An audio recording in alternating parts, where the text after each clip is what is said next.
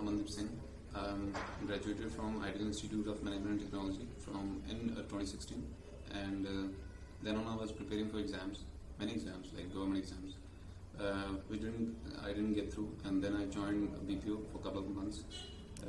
I came here in Bangalore somewhere around September, 3rd September. Then I joined one internship for 3 months. At that time, I come to know about this Afitech. So I joined here on 2nd of November for machine learning course, and it got in by February. The trainer is good, and they start from Python, the basic Python, then they go on with machine learning stuff and deep learning and many other things, which includes machine learning. Then on, I've get placed into a company, Blue Rose Technology, in Kalyan Nagar, with the help of this Afitech.